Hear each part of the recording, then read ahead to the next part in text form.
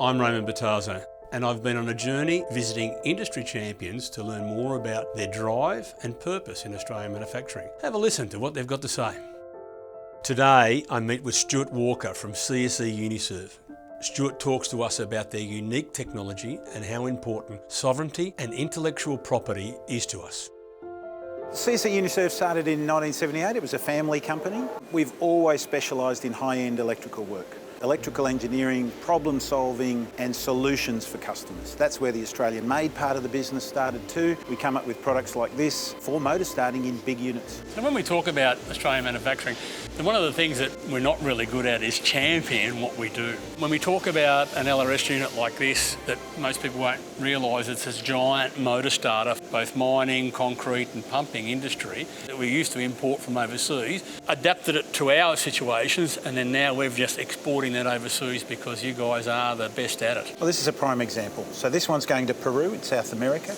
It's going to 4,500 metres elevation as well, and that's very significant. We couldn't do that if we couldn't manufacture these things in our way. That's really been born from the innovation from here. Quality of the solution is also reflected in the quality of the build, the quality that you guys produce for us.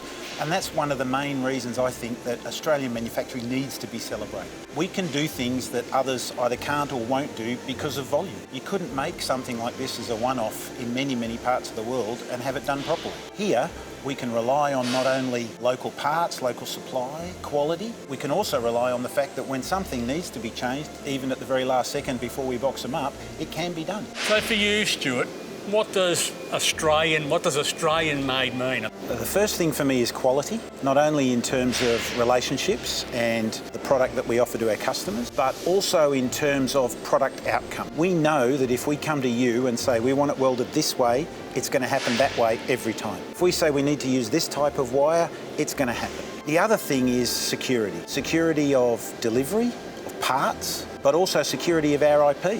I would not be keen to send our IP for these things overseas. Well, that's interesting because it's the first time we've really come up with IP. That's that sovereignty that we need to keep it within ourselves is really important. That's the only way to guarantee that we'll still be here going forward. There are people offering alternatives to this technology now that is definitely cheaper. But those that want quality and those that want longevity and those that want a guarantee of service and parts. They want that security.